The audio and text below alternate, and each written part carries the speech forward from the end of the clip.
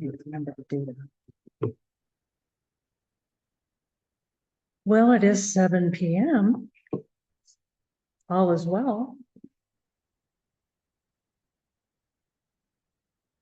Hi there. My name is Deb Mealy. And I'm your Zoom host this evening. And we have another full agenda. We'll get started soon. I'd like to ask the people in the chairs that are here, if you have a question, please, if you can raise your voice so it can be heard on our microphone. Sometimes on the recordings, it doesn't sound so great. I can't understand everything, so what they're saying. So there's Tom over here. Run this meeting. And our first speaker is not here yet. So she's supposed to be here to be talking about Mullen residences at the Highlands. So she might be stuck in traffic. So, and then we also have somebody that's going to be joining us virtually. And he's going to be talking about the Zocalo property on 17th and Mead. And he hasn't joined the meeting. So we're just going to have to keep on moving. All right, let's see here. Well, how about Greg Pratt? Did you say he was going to be here? We're having some,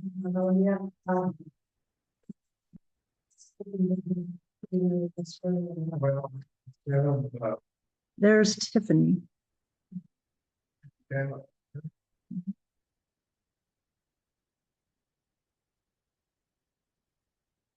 So, goodness. I could read that at the INC 50th year celebration last Wednesday, they had a eulogy for Michael Henry, and I'll read what it says. We are saddened by the passing of one of INC's founders and long-serving member of our community. Michael is perhaps best known for his work with the Denver neighborhoods. For decades, he volunteered his time and efforts to Capitol Hill United Neighbors, CHUN, and Inter-Neighborhood Cooperation, INC, Coalition of Denver Neighborhood Groups. He worked on countless neighborhood issues, including preservation of historic landmarks, zoning changes to better protect neighborhood residents. And you see that there's a city proclamation, and I'm not sure what they're proclaiming. That he was an A1 citizen of Denver. He was indeed. I've never met the man, but I've heard nothing but great things.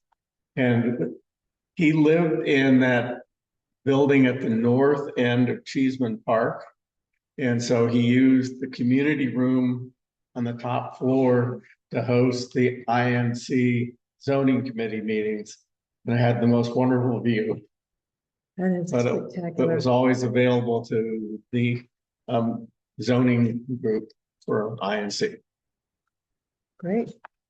Also, let's see.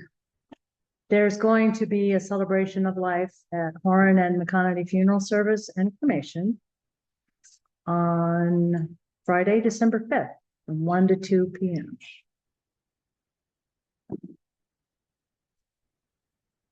All righty. Well, we do have Ryan from Zocalo. Ryan, can you hear me? Hi, everybody. Hi.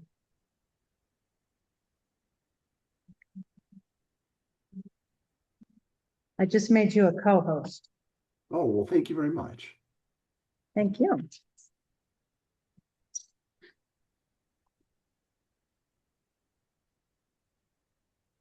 Would you like me to give an update on our Aaliyah and Leor project, or would you like me? Love that. I think where people are at right now is they don't know much. And I think they're just learning that there's a groundbreaking that happened within the last month, correct?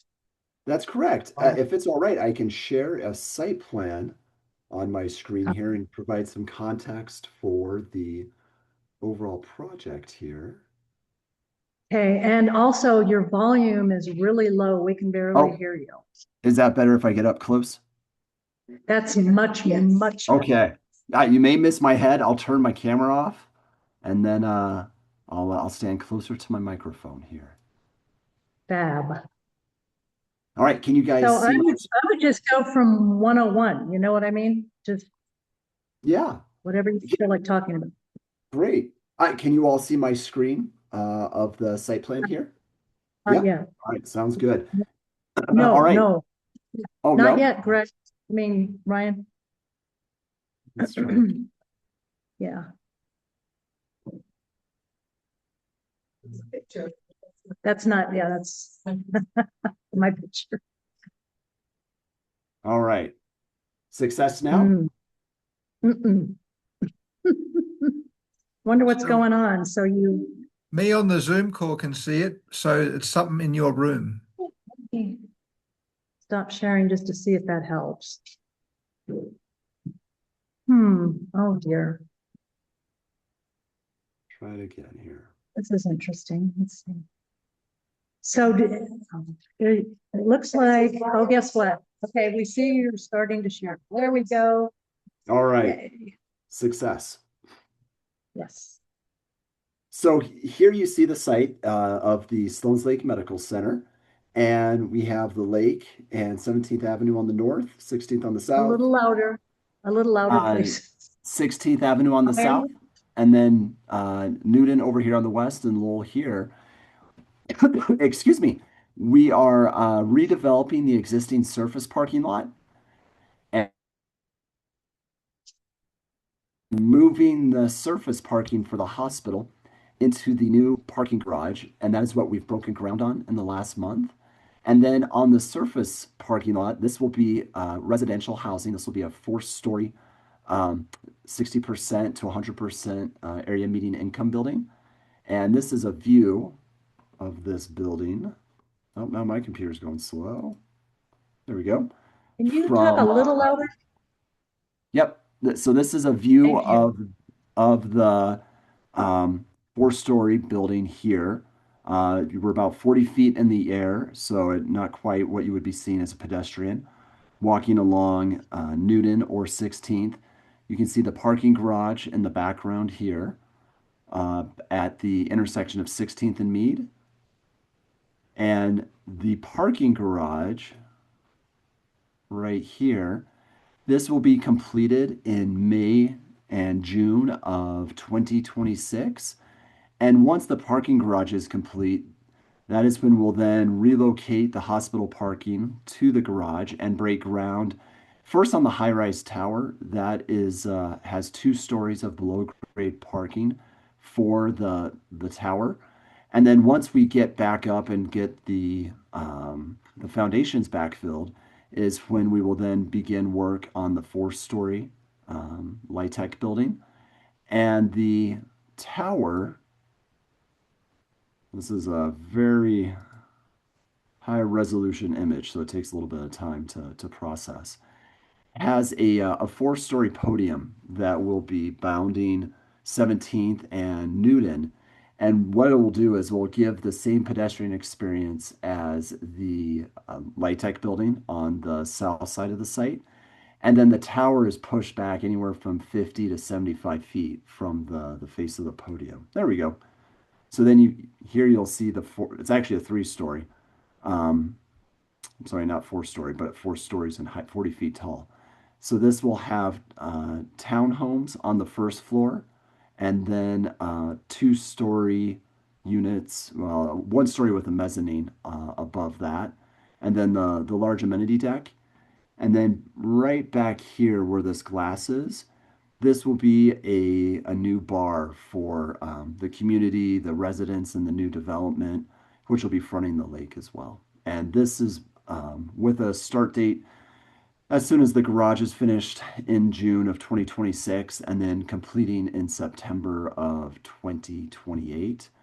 This building, the four-story building, this again, that'll break ground in the summer of 2026 after the tower behind it, the foundations are completed, and that'll be completed in June, July of 2027 for the four-story project. So we're super excited to be beginning work on the project and partnering with you guys in the community. And if there's anything I can answer for the neighborhood group, would be happy to facilitate any questions as well. I got a Well, question. Go ahead, Dan. Oh, thanks. On this picture we're looking at, I see a parking garage on the right. Is that true?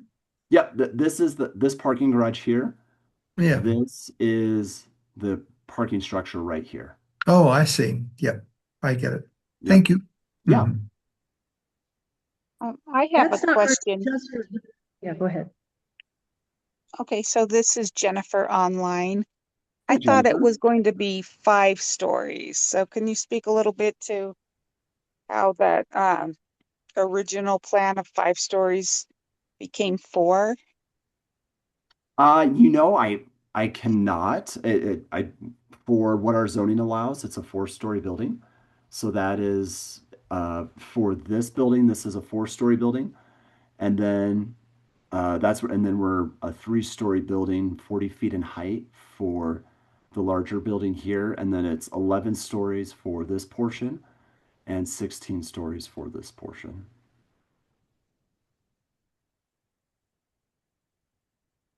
It may have been a previous iteration when the rezoning happened 10 years ago and the the height was pushed down to that four-story height would be my guess. But that's speculation on my point. That predates my involvement on the project.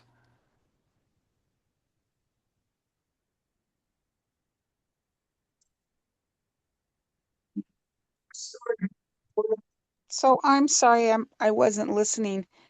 Is the affordable still the 175 units it was originally talking about, or? So this building, Jennifer, is 158 units. There are then 15 units of affordable housing in the tower as well. And then there are 9 permanently affordable townhome units that line the parking garage. So it doesn't show up on the renderings we have at present. What we will end up having will be where this red box I'm drawing is. These will be 2-story townhomes along Mead and 16th in the parking garage. And then what was the final number for housing homeless DPS students? That we have the 15 of affordable units that are in the residential tower, and I believe 9 of those are dedicated for DPS students and families and employees. And then in the 4-story, wasn't that supposed to be DPS students? And That is open to anyone who meets the income requirements for that. So there's it for anyone who has that 60% to 100% area median income, and it's a scale as well. So there's different percentages there's tranches that have to be provided. So I don't recall off the top of my head, but say it's 40% of the units are 60% AMI and 15% of the units are 70% AMI, and it is a decreasing curve as you increase in AMI.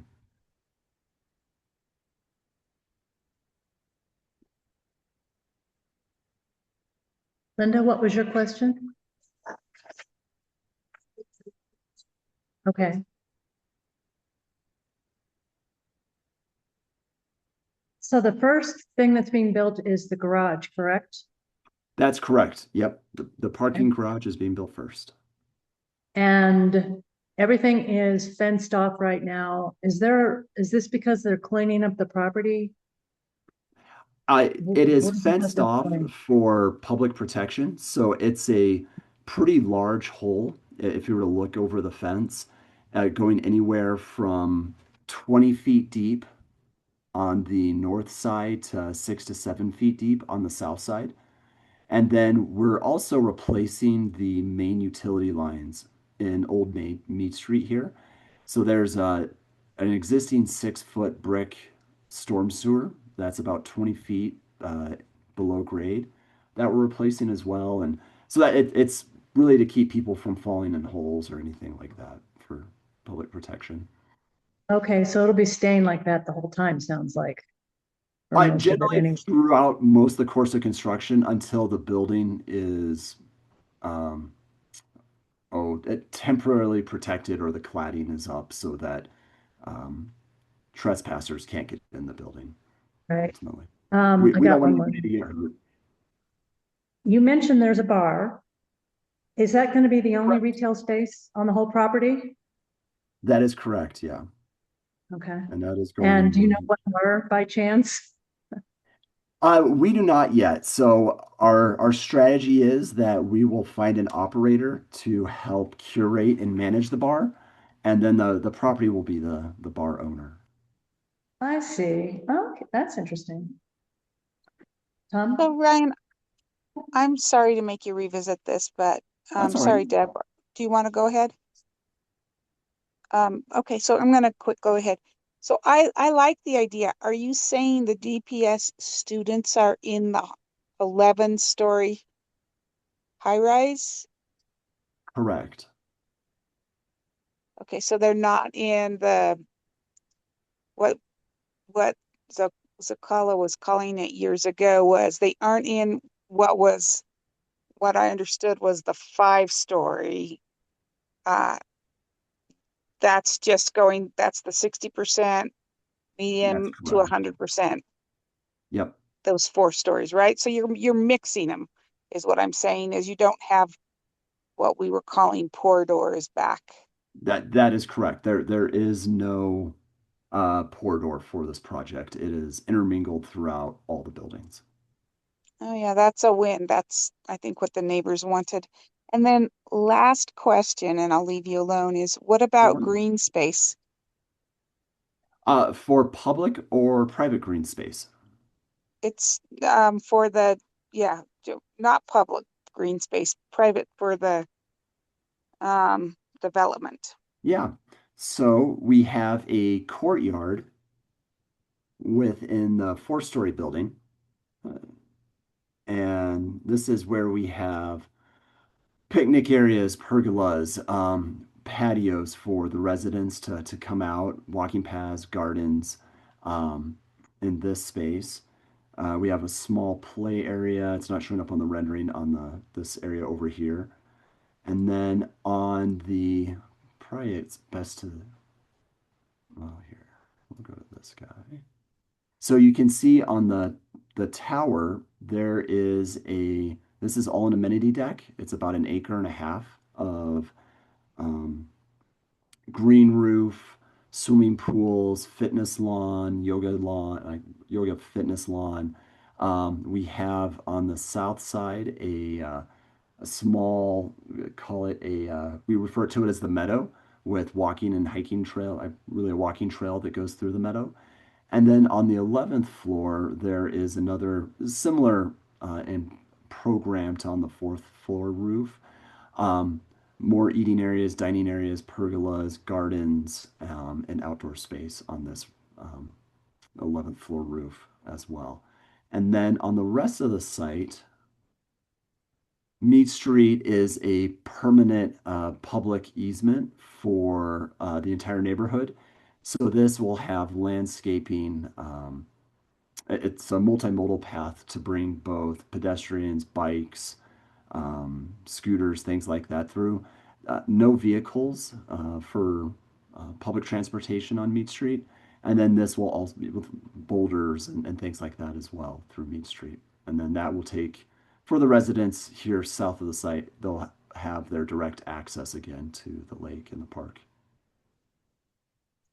Okay, I guess I Um, lied. So what's in the 16 story? That's all for sale condos or? Those are for rent apartment units.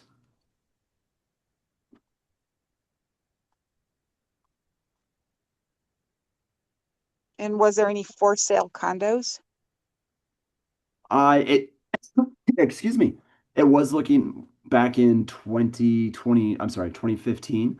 The initial idea was condos, and it has evolved since then to a for rent multifamily project.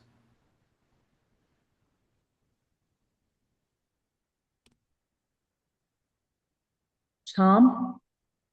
Yeah, so the main access to the parking structure will be off of 16th Avenue. Correct. Yep. So all access for the parking garage comes in off of 16th. There is a new emergency room that the hospital is developing on the first floor, and there will be emergency room parking where you can come in through the hospital and then park right here for those emergency room users. Everyone else will be coming in off of 16th and turning in and egressing out to Lowell Boulevard, no likelihood. Is there an average market rate right now? What would that be? What do you mean by average market rate? Well, that's kind of what I'm asking. Like, I don't know if that's a good question or not. I'm just, when we see things like some people pay 60% or what have you, my question in my head is always of what, Oh, you know? yeah. So there is CHFA, Colorado Housing Finance Authority. They are mandated by the state to develop what those area median incomes are, and they publish that every year, and it's updated based on what inflation is doing, what the jobs market is, and that then describes what 100% AMI is down to 40%, and then also up to 120% AMI. And it generally I'd have to look it up. I do not have it memorized on what 100% AMI is. That's something I can look up. Question. Yes. I'm curious how they're expecting traffic flow to get to. Can you raise your voice a little? I'm curious how they expect traffic to flow to that 60 part. The roads that they anticipate in. He's wondering how traffic will flow to the 16th Avenue parking garage. That will. This is the entrance to the parking Wait a garage here.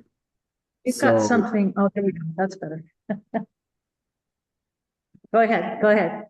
Yeah, so users will come up and down Newton, and they enter into the garage and then exit the garage.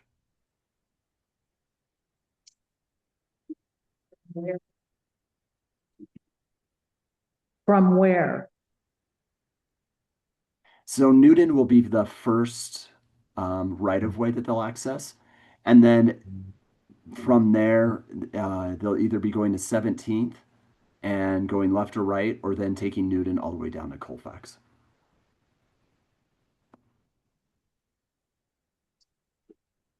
That's good news. Because 17th would be pretty bad. Yeah,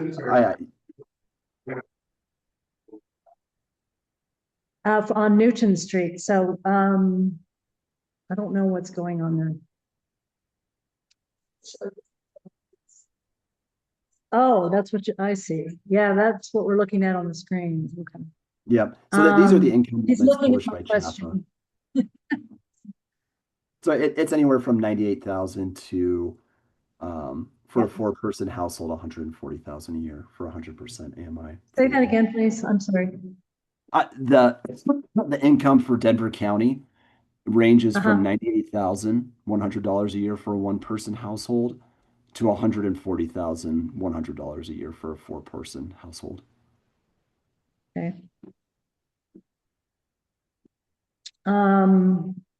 We wanted somebody to clarify, or we have a gentleman here who wanted you to clarify. Can you show us Newton Street again? Yeah. Okay.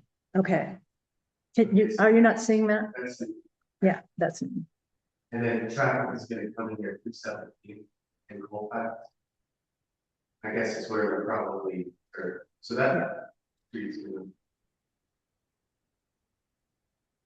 And people coming from 17th, they're gonna use 23rd.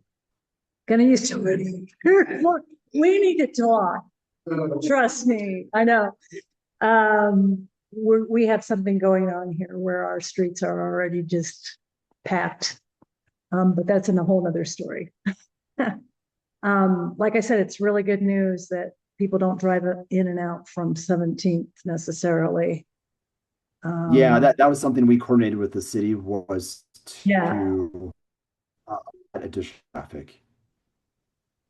Yeah. Okay, does anybody else have any questions? No, sir. It's fully occupied, how many people are gonna be, How many people total? will be living? How many units total? Well, not people, right? I mean, yeah. How many units total? So the tower is 294 units. The Lytech Okay. building is 158. And there is the 9 permanently affordable townhome units in the parking garage. So that is, let's see, 294. There you go. Yeah. Without that calculator. 461. 460. How many parking spaces? Good question. There are 333 parking stalls in the parking garage. And there are, let's see, 24. And 441 in the tower.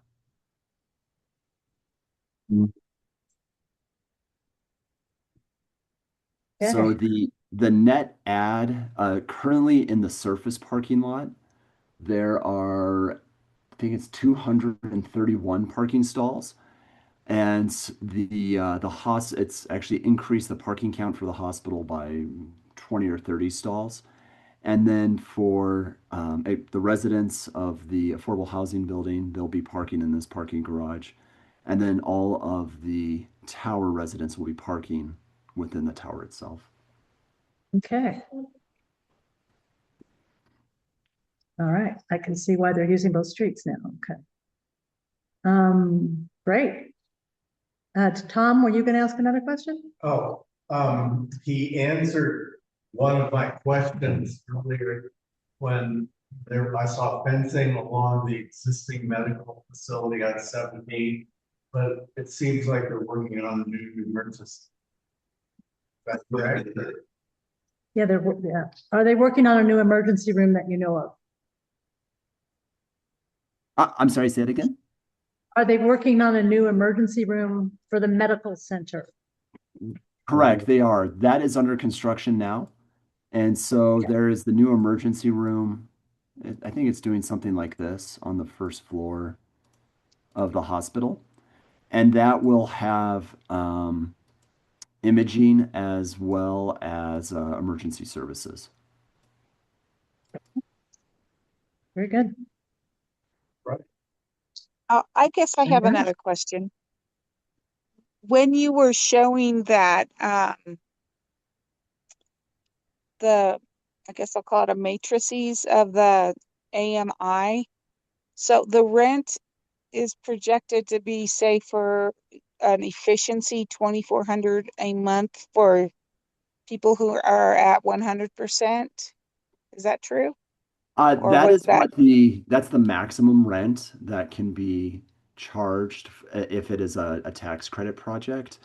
Right now, for a studio unit, you cannot charge $2,400 in this market. They're probably going for $1,500 for a market rate project.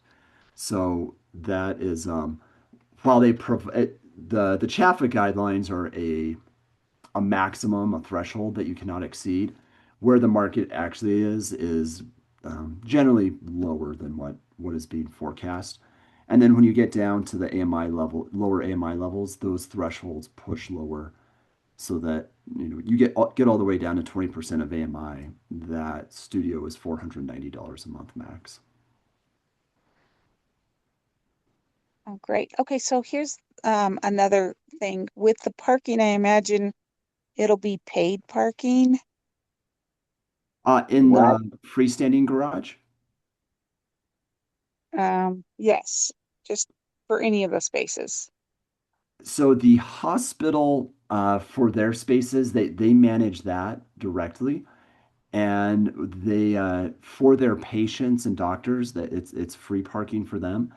And then for the affordable housing building residents, they do not pay for parking. So the parking garage and the parking stall that's associated with that's part of their rent if they need a parking stall.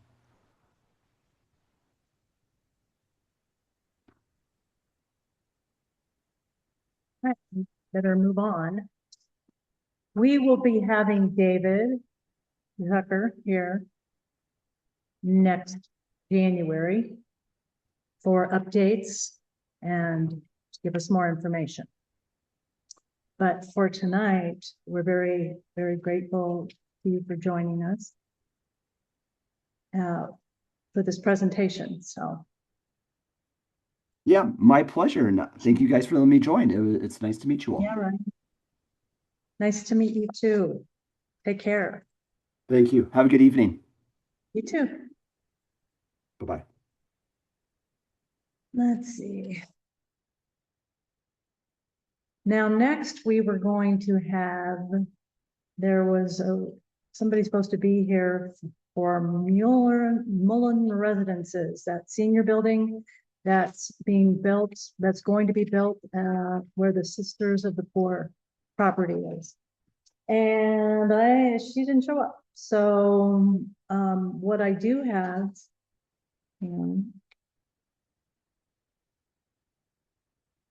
is some information that I did bring. And I can actually pass these around for anybody who's interested. You can look at some of the particulars.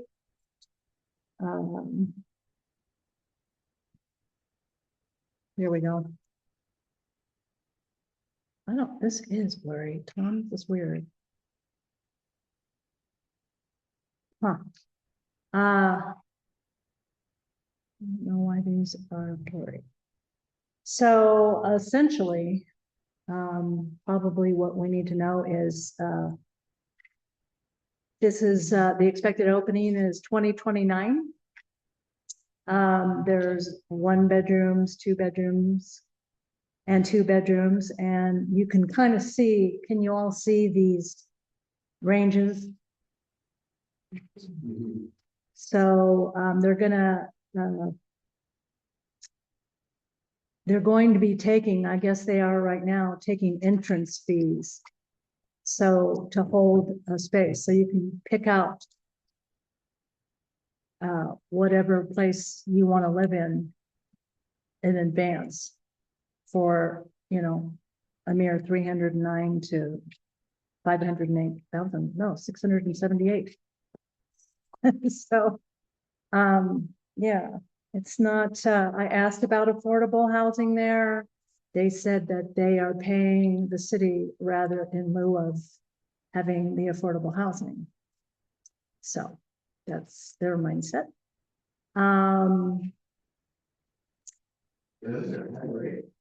Those are huge, yeah. Interesting to see. I don't understand. Catholic churches, charging these rates here. Right, Where senior living. right. Now, right, minimum 62 years old. Okay. There are a lot of amenities, but yeah.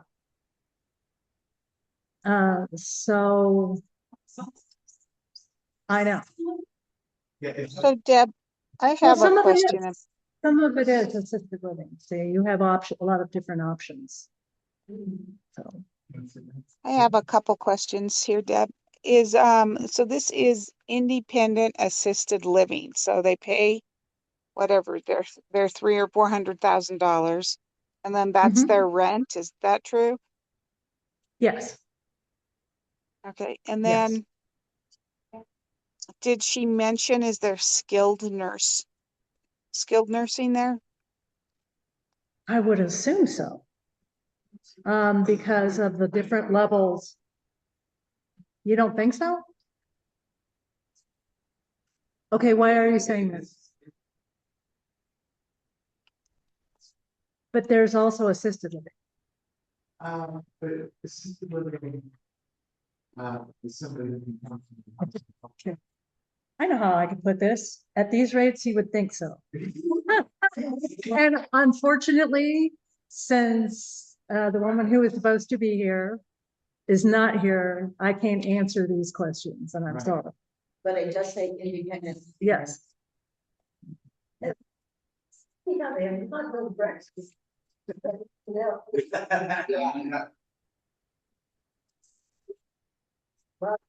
A sweet roll and some coffee. Oh, no. It's, yeah, obviously out of reach for me, so. So anyway, I just thought I would share that, yeah, and they're gonna be entering mostly on this property from 30th, for anybody who's interested, because that's always a lot of everybody's concerns. Like I heard a lot of people asking that question. Like, what about all the traffic? Well, a lot of seniors don't run.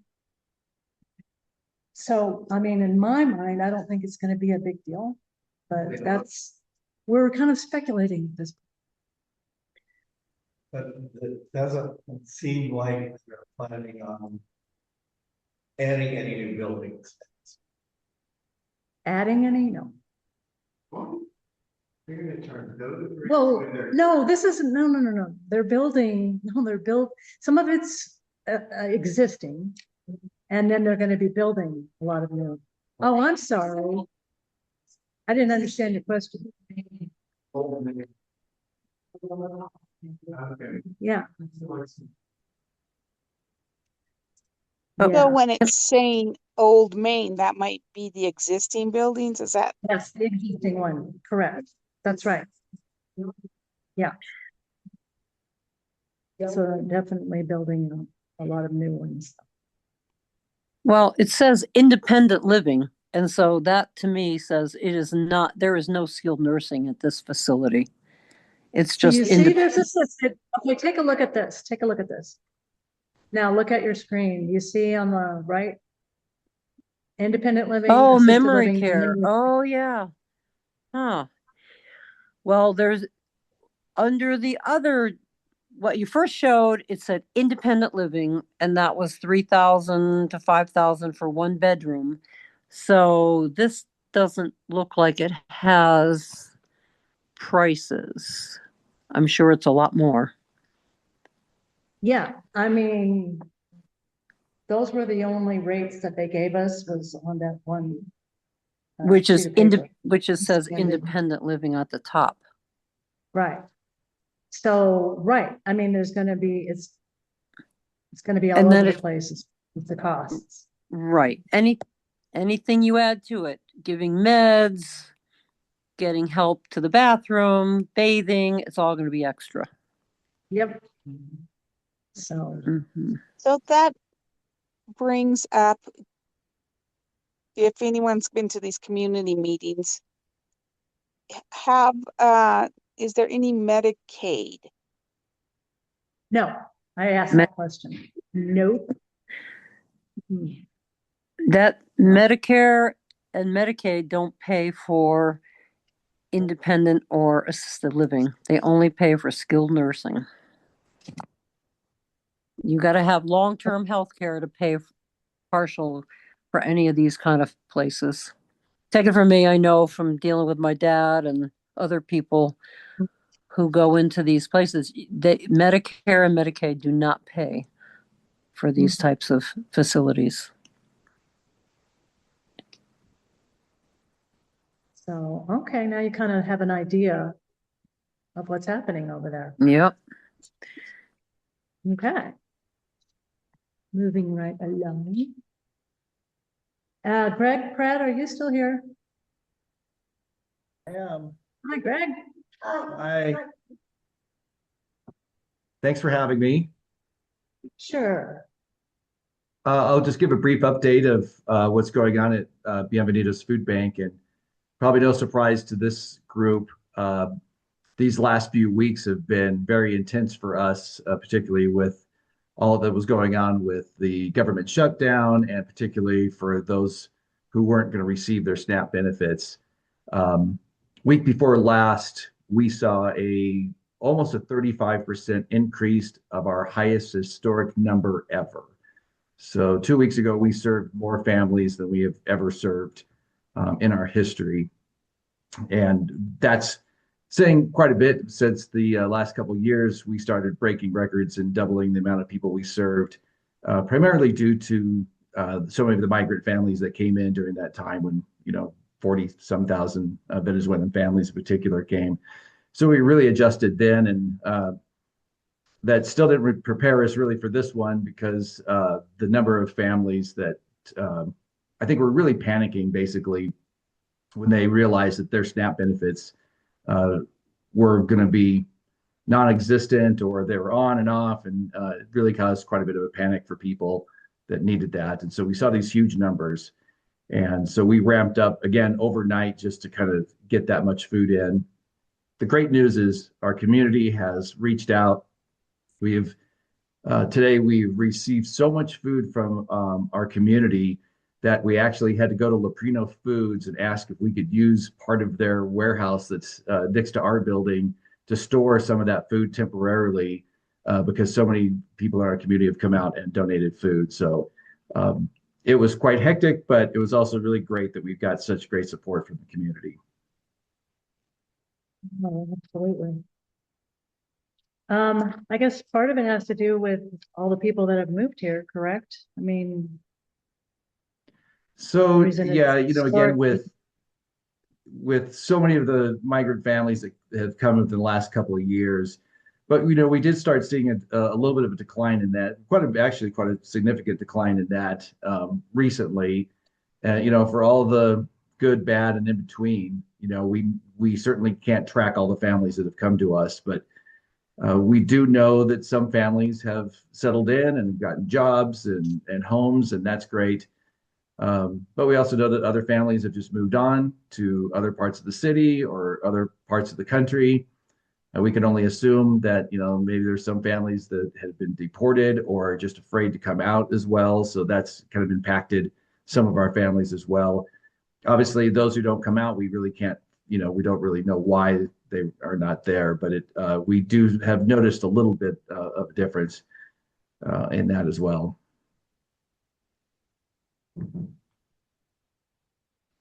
We were just wondering how we can help. What would be the biggest help to the food bank? Well, we always appreciate the support of our community. North Denver's just been so great. I believe very strongly in the fact that we are a grassroots neighborhood organization, and we always say we are neighbors helping neighbors, and we love that. And next year, by the way, will be our 50th anniversary as a food pantry here in North Denver. And right now, probably the best thing is just supporting us financially.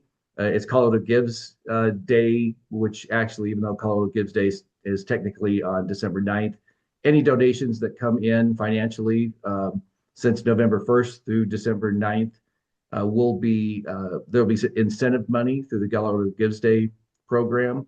So that's great. And we are, as I just said, we are so overwhelmed with food donations that we really are asking people to maybe hold off on that. If you want to do food donations, we always love it, but so much has come in right now that we would love for people to kind of hold on to that, or think about us maybe in January, February, March, when things slow down and people don't think about food pantries as much and our shelves get a little bare.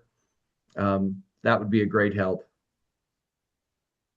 It's really But it's a to good know. problem to have, so we're not really complaining. We're just, it's just a lot. Okay, great. Does anybody have any questions for Greg? I didn't know you were around 50 years. That's amazing. Congratulations. Yeah, so next year And thank you. we'll be doing a number of things, and hopefully I'll come back on for one of these meetings next year, and we'll talk a little bit about some of the things we'll be doing for our 50 year. You know, we're not really looking at it as a celebration, because in some ways we wish we still weren't here doing what we're doing, you know, to alleviate hunger in our community. But on the other hand, we are proud that we have served this community that long, and we want it noted as well. But we'll talk a little bit more about some of the things we're doing, including a gathering at La Raza Park as well. So thank you so much. I appreciate being here. Sure. Where can we donate? Can we just Google Bienvenidos?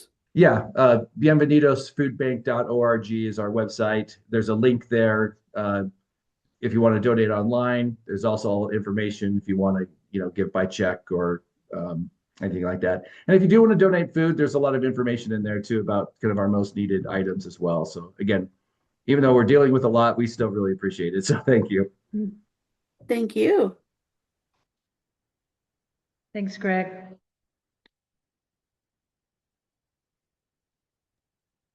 I had a question for Greg. Oh, sure. Are you open every day? I don't think so, right? You're only open certain days of the week? Yeah, so we do a number of things. Our location on Paco Street, we call it our storefront location, is open on Thursdays. Oh. We do a series of other things like, we also have a mobile pantry on West Colfax, which we don't do during the holidays. And then we also have some mini mobiles. So we go out and serve food or do groceries at the Colorado Coalition for the Homeless on Colfax, Del Norte, the Veterans Housing on Federal.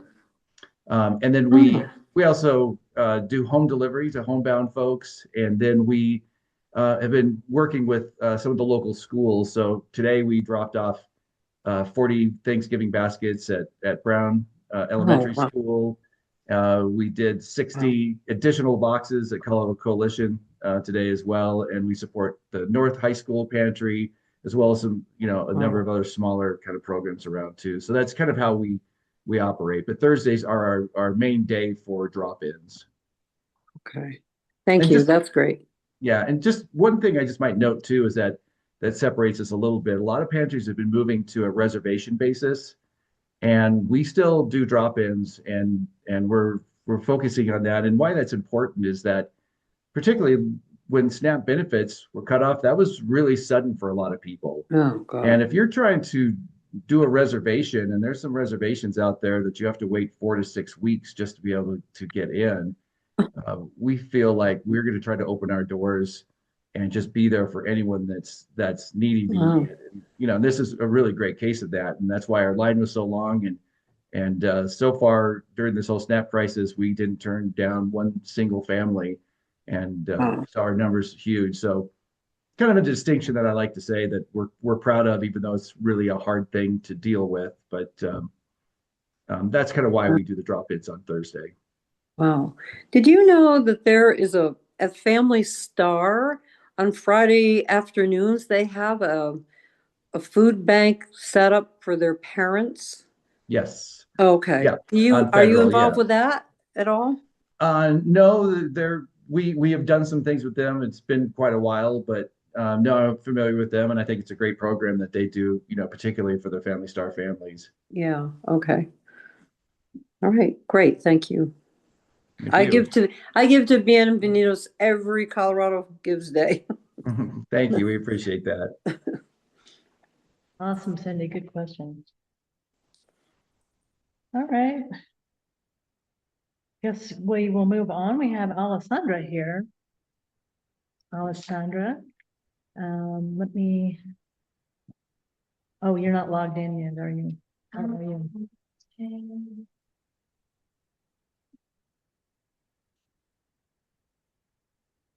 I haven't marked you because I am not seeing. I'm not seeing you for some reason. Questions. We are one.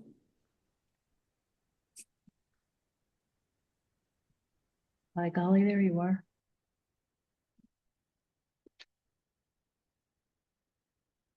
Okay.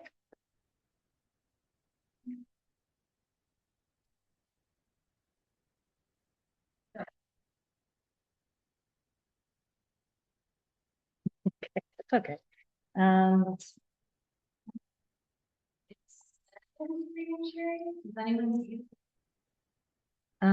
Yeah, no, not yet, but let me stop sharing mine just for grins. If that helps.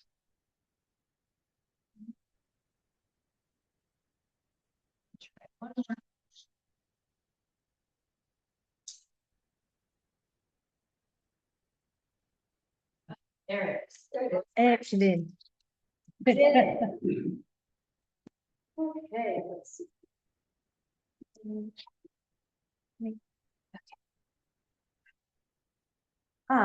So we do have virtual and in-person office hours next month.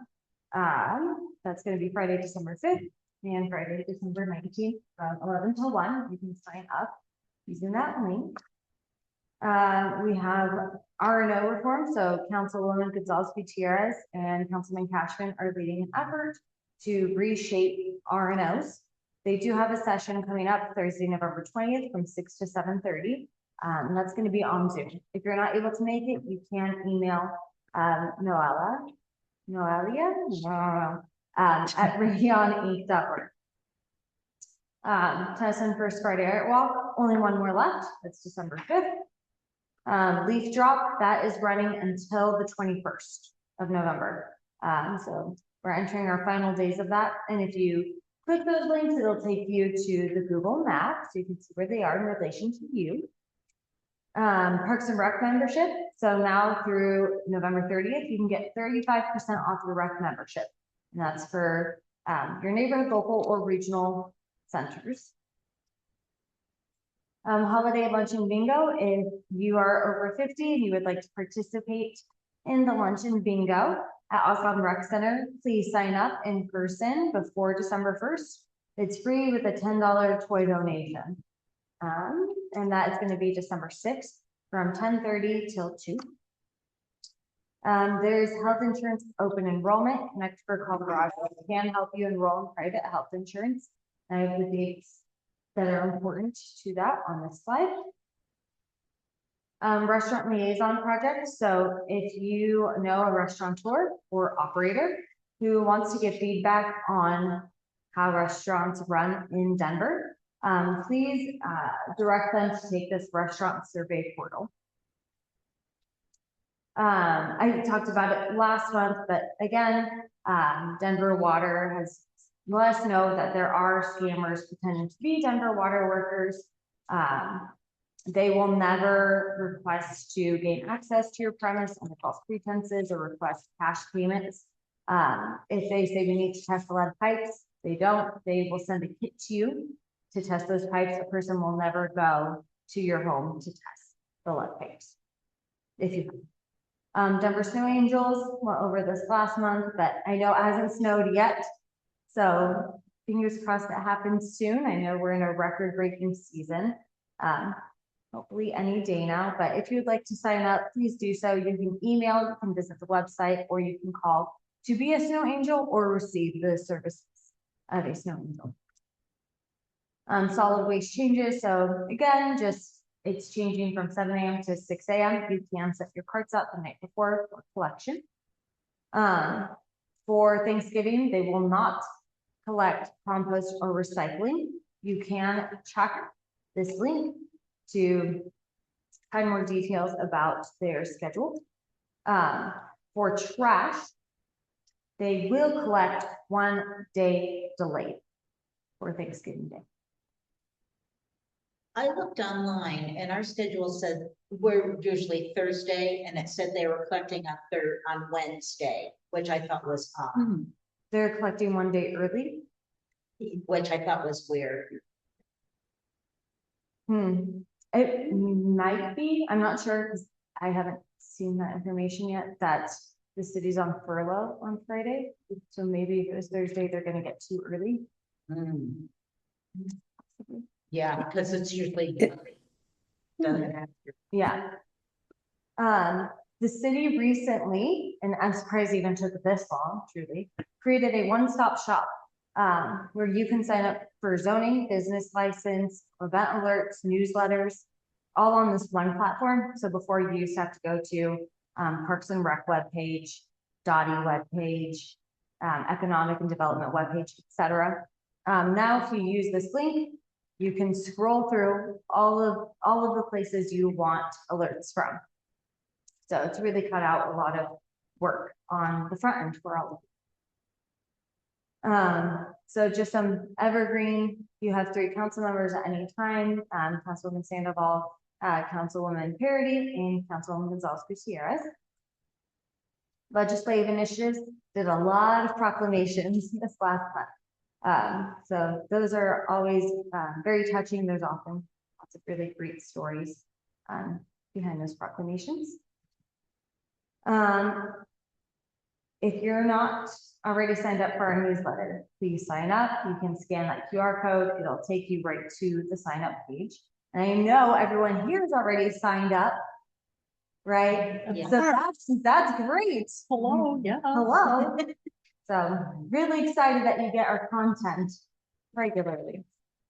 And then, you know, our advisory board meetings. So this is all in the slide deck every month. Dottie, Crab, Tag, how to report crime, contacts for your police department, contacts for your police department continued, contacts for your street engagement team, and then city resources. So 311, park ranger, the link for the parks and rec permits, and how to watch city council and committees.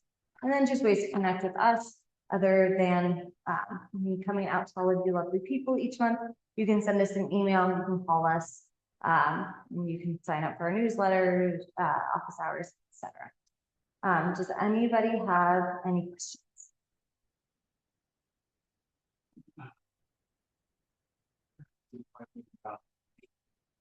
Okay.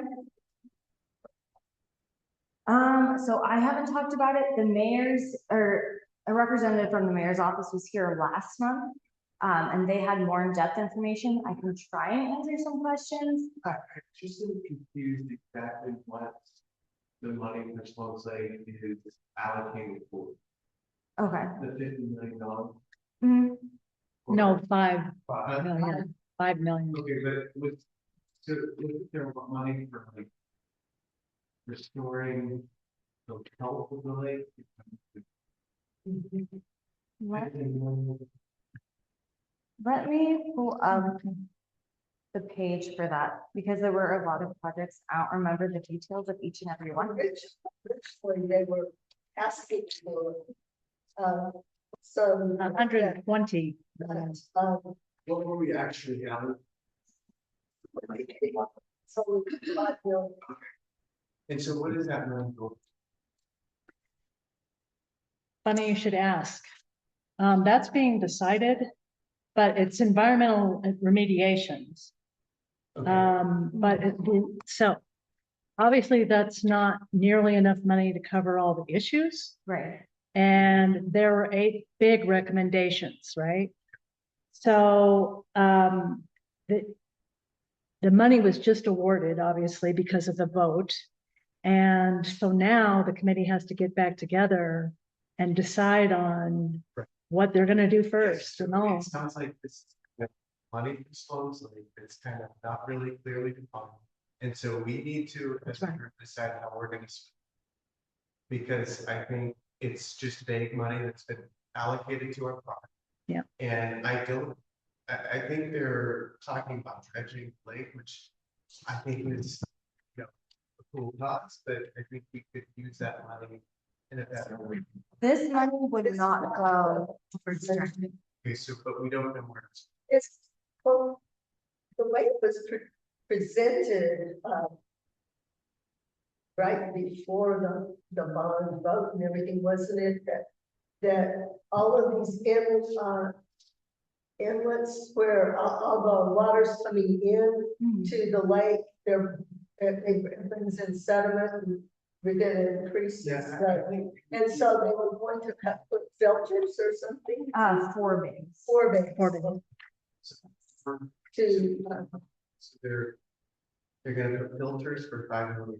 So there is more they can. There's, do with it. first of all, it's a big project, 4 bays. I don't know how much, but that's just part of the much bigger picture. Okay.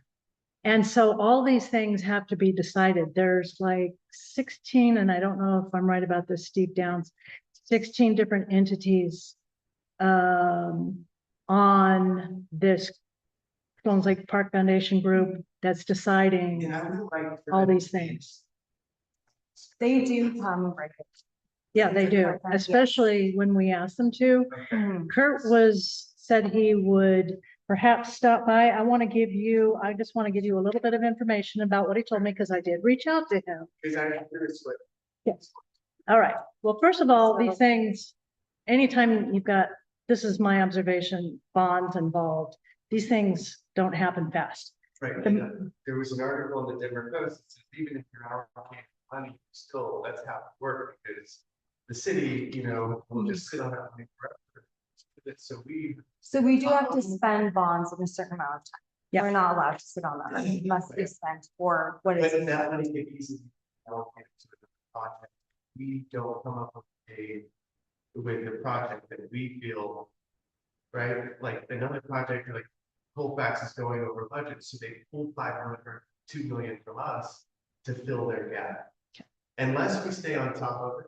I Right. think, that's a risk, and that was in the Denver Post. There's a whole article.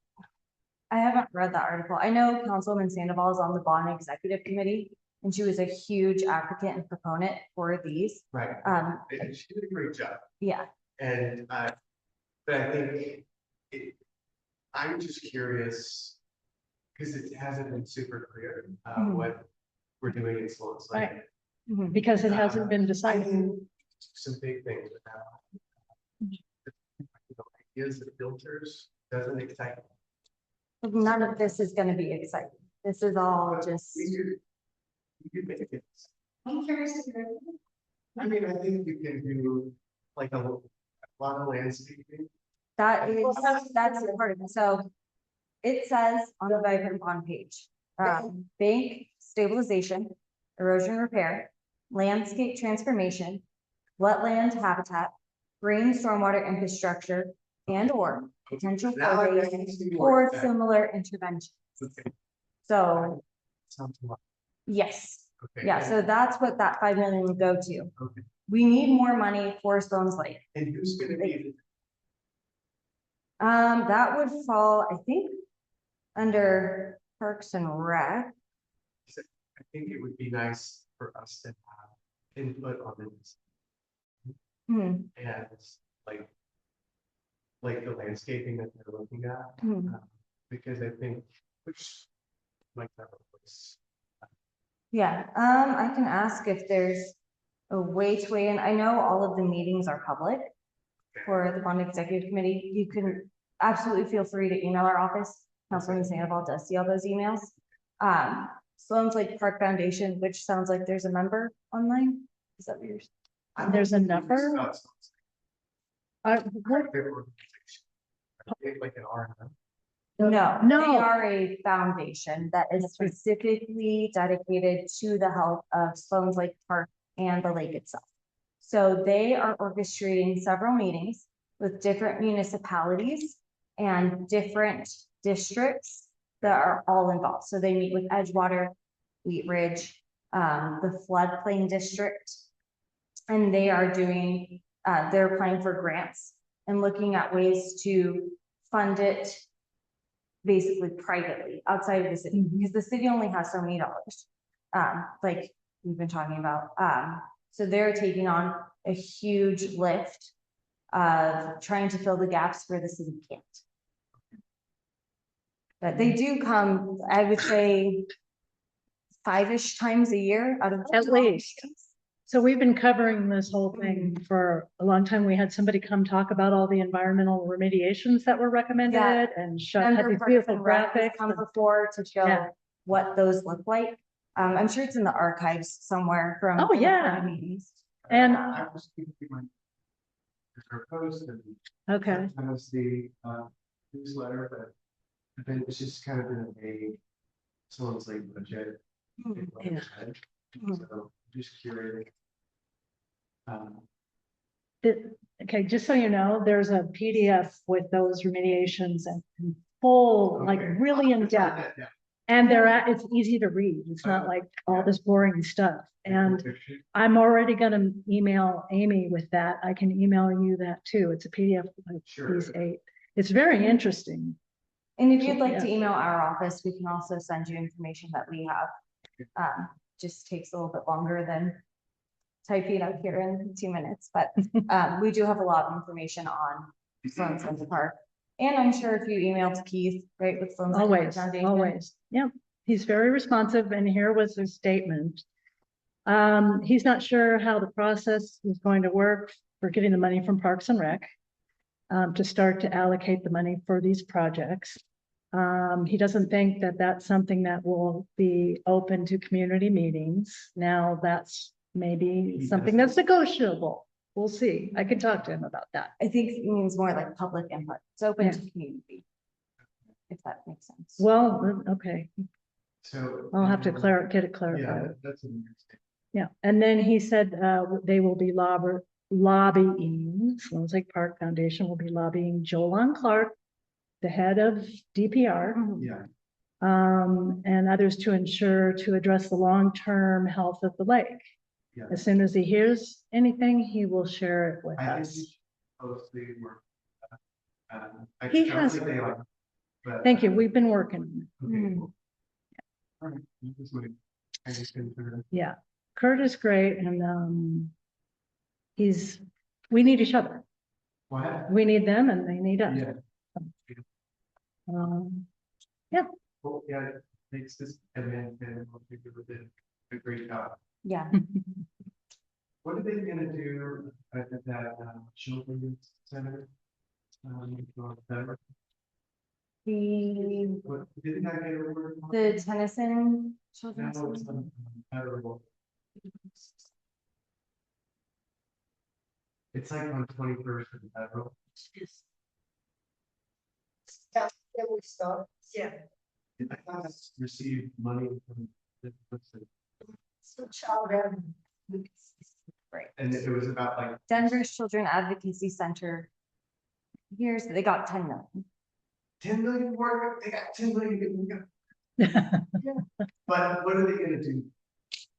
Okay, so it says the proposed project involves constructing a children's justice center that will bring together police department, Department of Human Services, district attorney, Denver Health, and other key members to provide a unified trauma-informed child-focused facility. Currently, child victims of abuse, violence, and neglect often endure further trauma as they navigate disjointed city services. This new center will remove that burden by providing coordinated access to forensic interviews, medical evaluations, mental health care, and victim advocacy, all within a single place. So is it money that focused on providing a service or redo it? It is.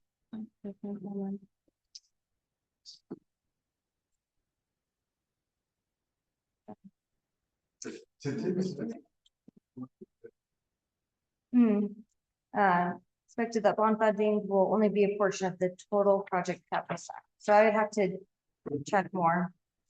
On everything that means. Happy to do it. A few blocks from me. So okay. Yeah. I understood it as like a maintaining the historic heritage of that building. Yes. And it's a big win for the historic district. That is part of it. It's also as detailed to bring all of those places together, so kids don't have to bounce around from place to place and make different appointments. Just one place where they hopefully feel safe and don't have to keep switching over.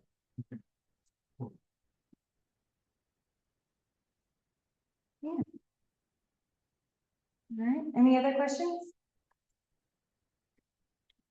Yes.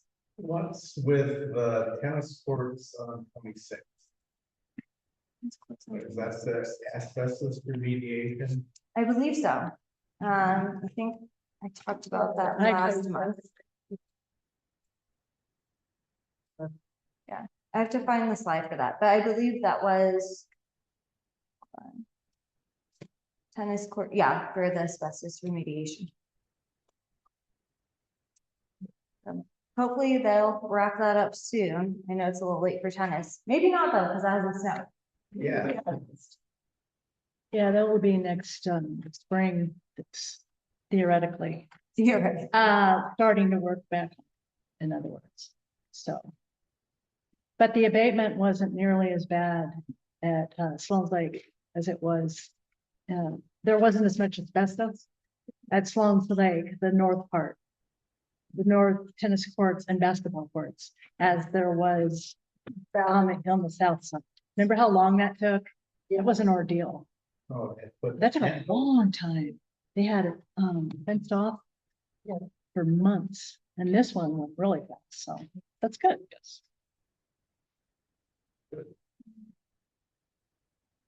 Well, let's see. We're kind of running out of time. Thank you.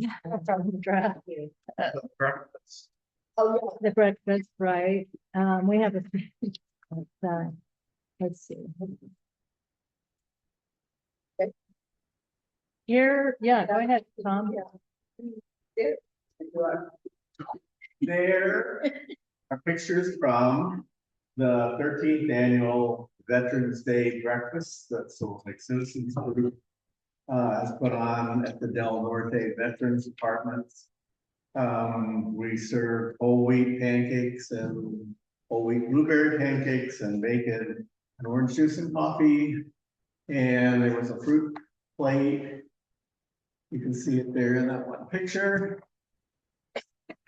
That they get fresh fruit. So I think it was a way to get some of the people out of their apartments to socialize. And some stayed for a good long time and some hit and run. But they definitely do appreciate it. I've been over at the Safeway across the street and somebody will say, "Are you gonna be doing it again this year?" And I said, "Yes, we will." Cecilia Espinosa, state representative, showed up and she, interacted with people quite a bit. Chatted with them about issues that they We're important to that. And we have Bill that came and helped. Who's here tonight? It's great. Is that Margie? Yeah, The glasses on, who was a long time. Yeah. Good team up there. And we put the banner out so people, when they see the picture, know what we're doing. Not to be, I was kind of surprised that the VA rep that works with the building didn't bother to show up this year, but I sent them pictures of it. Here's what you missed. Hmm? Here's what you missed. Thanks for doing it.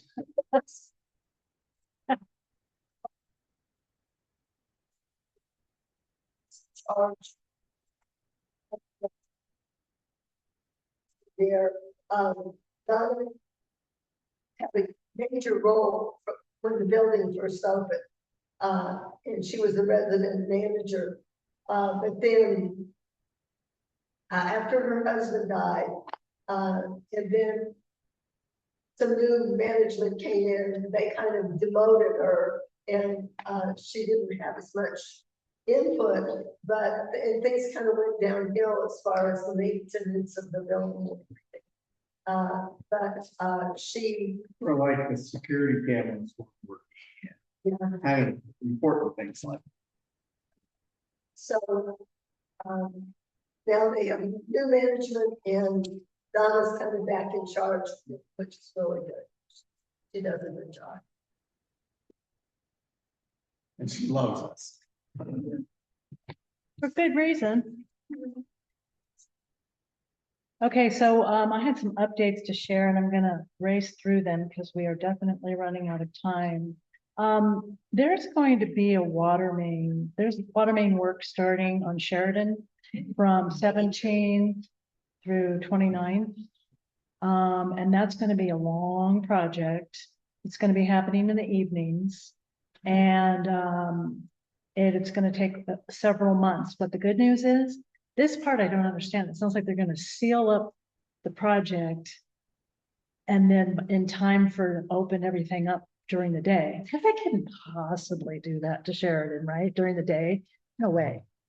So anyway, that's gonna be still kind of a mess, I'm thinking. I don't know, it might affect some of the businesses. And so it starts this next January. 8,000 linear square feet of aging pipes. And they're trying to do this ahead of the Sheridan Boulevard multimodal corridor plan, which is a whole nother meeting that we can talk about actually. Pardon? They're gonna redo Sheridan? Yes, very much so, to make it much more pedestrian friendly and just safe all around.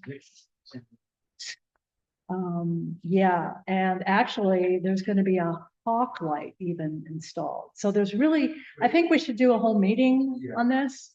We should do.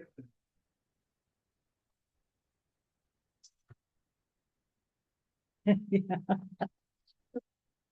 Apparently they do need that water main work because maybe 6 months ago, they had a water main burst there. And it's north of 17 for about maybe a block. Yeah. And we paid all that because it was such, Yeah. it eroded so much of the ground under the road away. Sue, did you have something? Who's going to do the work? Yeah, Doty. Denver Department of Transportation and Infrastructure. Yeah. Yeah.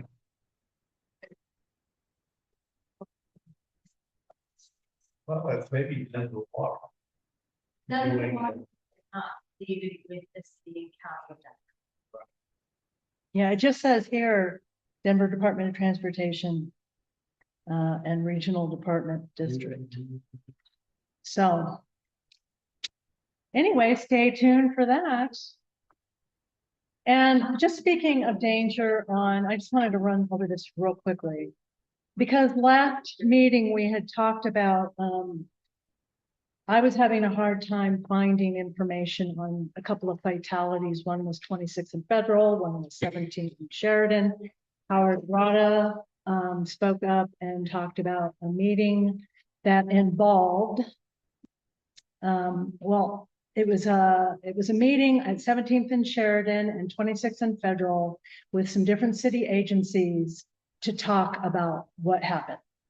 So the entities that were there were Colorado Cross Disability Coalition, Dr. Cog, Vision Zero, Dottie Rapid Response Team, DPD Traffic Officer, Community Planning and Development, Pedestrian Dignity, particularly Alejandra Castaneda, Envision Edgewater, We Can, and I represented Sloan Lake Citizens Group.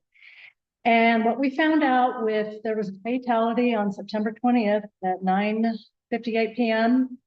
There was a victim, his name is Robert, 41 years old.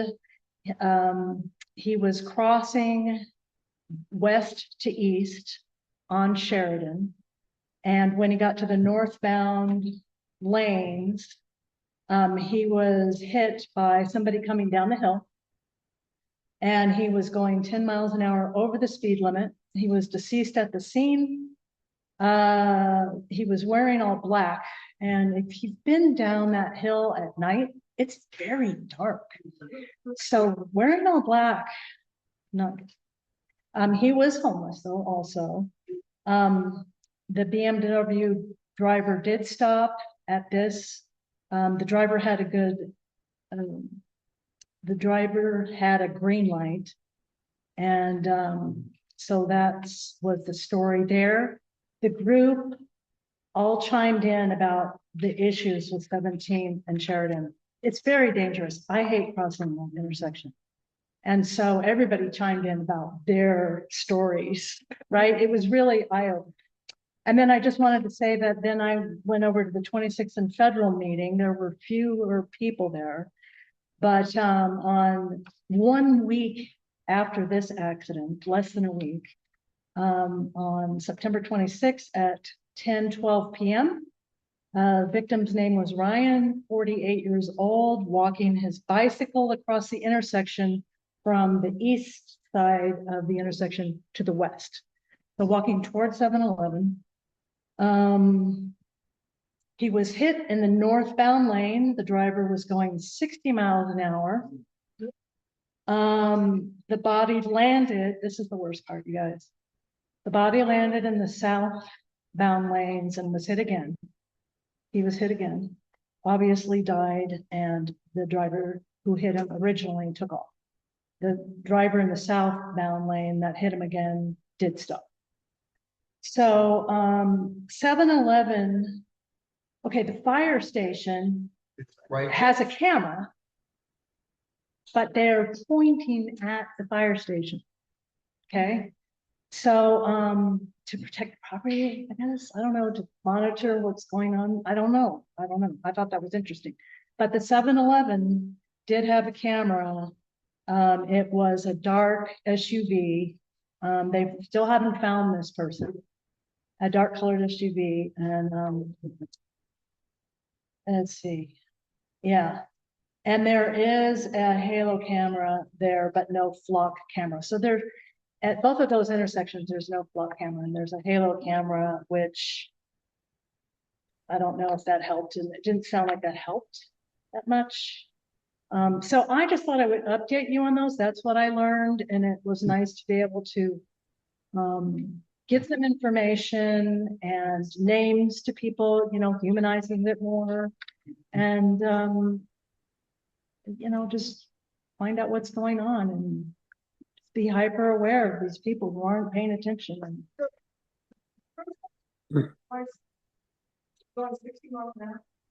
Yeah. That was what I was wondering. I actually talked to the officer today, and when I hung up from him, I'm like, wait a minute, how do they know that? However, it might be from the halo camera. Excuse me, what was the question? What was the question? I didn't, Question we was, can't hear how it. do they know if they don't know how, if they don't know who did this, how do they know that car was going 60 miles an hour? Oh. Yeah, and it might be the halo camera, which I don't know much about. I just know. Yeah. The halo camera is at 25th and Federal, so it's south of where that intersection is. I don't think Okay. that halo camera would pick up anything from 26th and Probably Federal. right. But it might.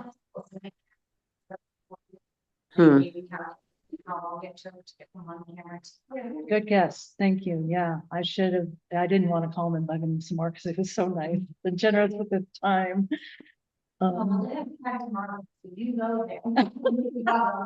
What did you just say? Oh, they have tag. I should be going. Okay, and I want to bring that up, and then Cindy's going to talk for a minute. We're not doing the crime report tonight. We don't think we're very good at it, and we're not getting much information. They're not coming to our meetings anymore. They did send me a crime report like right before I was leaving my house to come here. So I'm sorry we don't have a crime report for you this evening. And that would be my question for you, Alessandra. Do you know anything about what's going on in the police department where they're so Lax? I don't know. Not lax. I don't want to really say that. They might be understaffed, they might be underfunded, both. You know. Cindy. Yes. Yep. Okay. There it is.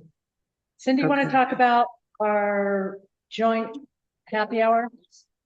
Yeah, I think this year we're just doing something different. And because we've been doing these happy hours since when? June, May, I think. We're decided that maybe we should just join forces with our other neighborhood groups and do a combined holiday party. So that's what we're going to do. And we will have some kind of financial responsibility for that, but it's not clear how much we're going to have to pay for food. I don't know. Michael said he was going to get back to me about that, but we're holding it on our normal first Wednesday on December 3rd. It will be at Santos Remedia, which is in Jefferson Park. It's a pretty new restaurant for Jefferson Park, but I guess it has been up on Tennyson for a few years. We'll have the upstairs area, which is pretty big and open. They changed that around since Red Top left. That was what used to be there. So it'll be between Jefferson Park, the Federal at the BID at Federal, and then us. And I think JPUN, but I'm not 100% sure about that. If they're doing, I mean, I'm sorry, not Jefferson Park, Highlands, but I'm not positive about that. But I know it's the three of us for sure, the three groups, BID, JPUN, and us for sure. And Michael Gates, I've been to many Jefferson Park holiday parties, and they're really festive. And you can see by the picture that there was a lot of people from the BID. I think Deb and I were the only ones there from, well, there was a lady there from Irving and 27th, but she didn't know about the party from us. I don't know, she found out about it somehow. But it would be good to get these reminders out in a timely manner because I think we have 400 people on our membership list, and two of us were at that party. So we're going to work on getting our notices out. But it should be fun. It's a great group. JPUN does a good job of recruiting their members, and the BID has been kind of under flux a little bit, but now it's pretty active, and I think they're really doing a good job of getting people up there. And we're hoping to get Amanda to come, and I know that Michael's putting out Michael Getz, the president of JPUN. He's putting out invitations to city people, including the mayor, etc. So we'll look forward to that, and we'll get you some more information as it comes out. So Cindy, Yes. I just want to let you know about the notices. Those Yes. go out twice. They go out as soon as someone pushes them from who's ever organizing, and then they go out like the date before, probably 7 p.m. for reminders. So I don't know that you would send it more than twice, is what I'm trying to say. So just think about that while you're building that widget. Okay, well, I got no reminders at all for this last happy hour. I saw it in the previous week. I got a reminder the previous week. And then on the Monday, Tuesday, or Wednesday, I got no reminders at all. And I look at my email quite often. Well, at least 3 times a day, let's say.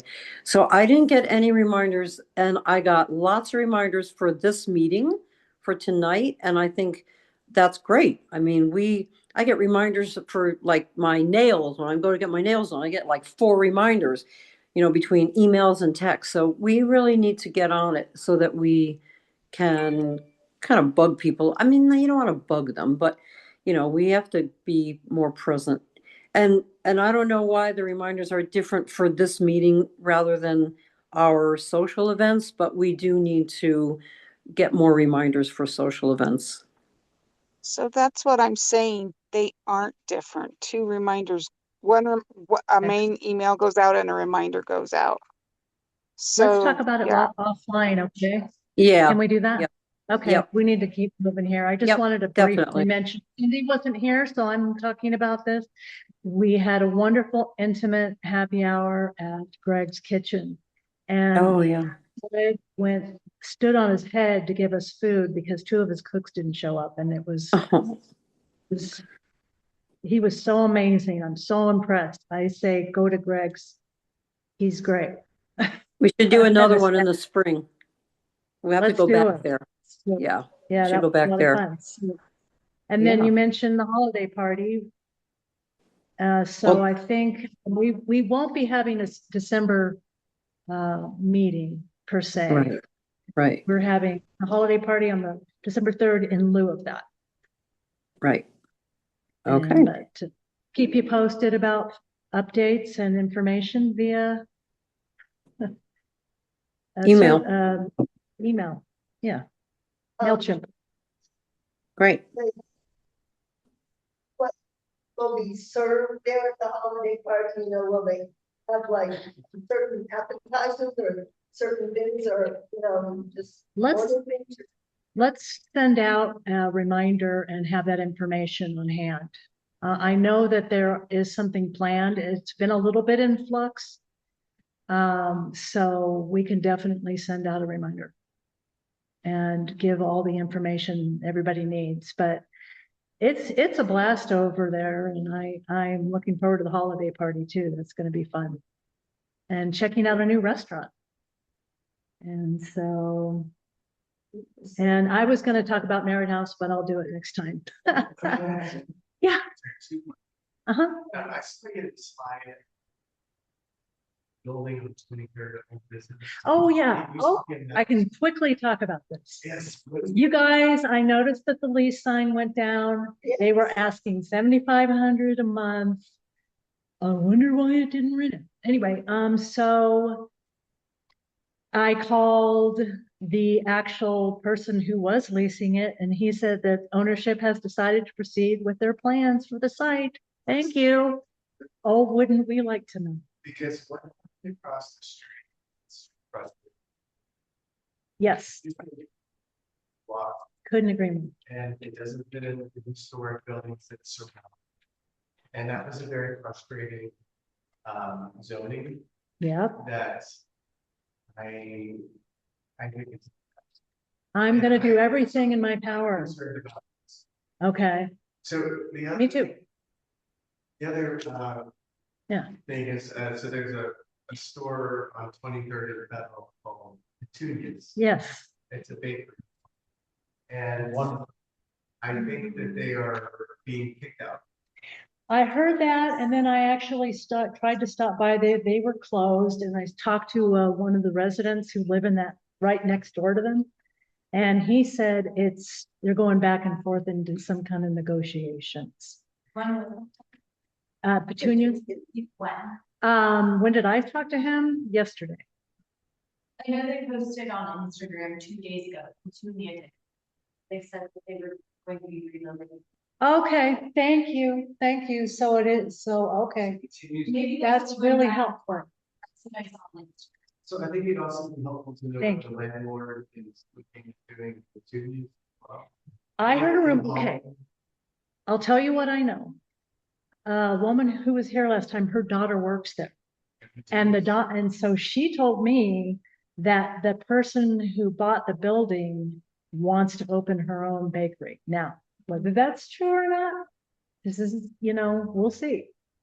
But isn't that interesting and kind of sad, because there's no way it would, in my opinion, be as good as Petunias. Petunias, that's. Or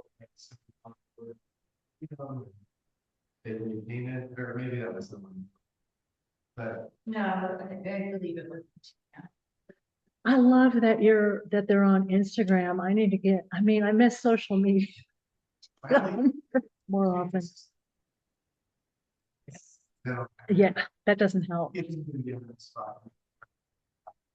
Don't you think? That's exactly what I told the neighbor, Matt. I said, but he said they're doing it when there's a demand, and obviously the demand isn't there for the rest of the week, as not as much probably, you know, to justify being open. Yeah. Like if you made a bunch of baked goods, right, and they're not selling, that's a problem. So. December 7th. No. Oh, I'm so sad. I hope you guys can hear what we're talking about, but yeah, that's, So when is that? The landlord agreement? I first heard about it within the last 2 months. It doesn't mean anything, but that's when I first became aware. So they're hoping to relocate. They're hoping So it's to, not the end of the tune yet, it's just the end, as we know. okay, they're hoping to go where? Oh, yeah, somewhere they can afford, right? Yeah. That's really sad. So thank you for that. And we do have, Tiffany, did you want to say anything real quick before we go?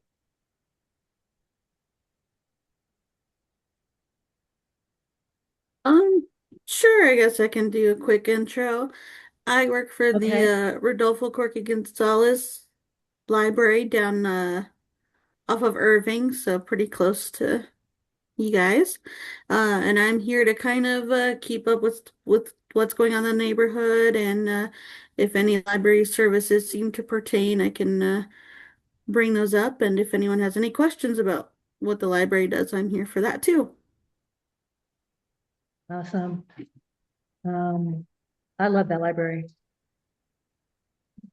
It's pretty That was awesome. my question. Yeah. Thank you, Tiffany, and everybody have a wonderful evening. Thank you for joining us this evening. Thank Good you. night. Good night. Cool. Thank you, everyone. Yeah.